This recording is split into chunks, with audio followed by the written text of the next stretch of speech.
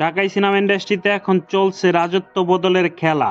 একদিকে আরিফিন শুভ অভিনীত মালিক, অন্যদিকে রাসেল রানা অভিনীত মাসুদ রানা। পিছিয়ে নেই মুন্না খানের ধামাকা প্রজেক্ট তছনছ, আর শাকিব খানের রকস্টার তো প্রথম দিনেই করেছে বাজিমাত।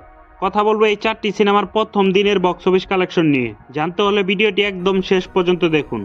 প্রথমেই কথা বলা যাক আরিফিন শুভের মেগা প্রজেক্ট মালিক নিয়ে। ট্রেইলার মুক্তির পর থেকে এই সিনেমাটি নিয়ে দর্শকদের মধ্যে যেই উন্মাদনা তৈরি হয়েছিল তার প্রতিফলন দেখা গেছে সিনেমা হলেও। প্রথম দিনেই প্রথম শো থেকে মাল্টিপ্লেক্সগুলোতে ছিল দর্শকদের উপচে পড়া ভিড়। সিঙ্গেল স্ক্রিনগুলোতেও ছিল দারুণ হাইপ।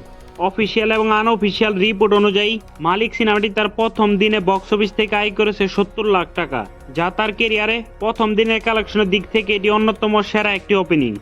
এবং এই সিনেমাটি আয়ের দিক থেকে শাকিব খানের রকস্টার মুভির সাথে প্রতিদ্বন্দ্বিতা করবে।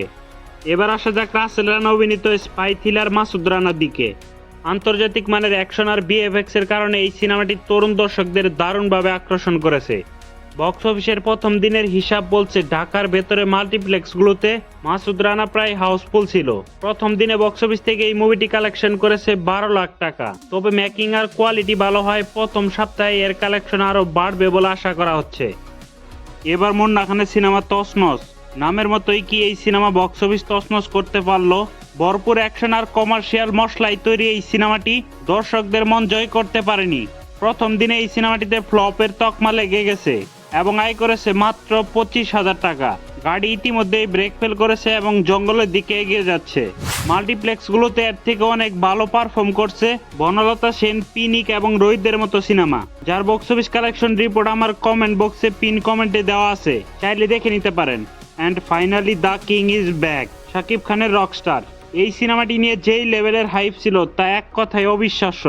মুক্তির আগে থেকে অ্যাডভান্স টিকিট বুকিং এর রেকর্ড গড়েছিল রকস্টার, আর মুক্তির প্রথম দিন সিনেমা হলগুলোর সামনে যেন উৎসব লেগে গিয়েছিল। শাকিব খানের স্টারডম আর রকস্টার মুভির সেই ক্রেজ মিলিয়ে প্রথম দিনেই বক্স অফিসে সুনামি বয়ে গেছে। প্রাথমিক রিপোর্ট অনুযায়ী রকস্টার প্রথম দিনেই all time record breaking collection করেছে, যা প্রায় ১,৬০,০০,০০০ টাকা। এবং রকস্টার দর্শকদের কাছ থেকে পজিটিভ রিভিউ পেয়েছে, যা ইঙ্গিত দেয় প্রথম সপ্তাহে এই সিনেমাটির কালেকশন আরও বৃদ্ধি পাবে। প্রথম দিনের বক্স অফিস কালেকশনের দিক থেকে শাকিব খানের রকস্টার এগিয়ে থাকলেও গল্প আর মেকিং এর দিক থেকে মালিক এবং মাসুদ রানা দর্শকদের কাছ থেকে তুমুল প্রশংসা পাচ্ছে। আপনার মতামত কি? কমেন্টে জানান।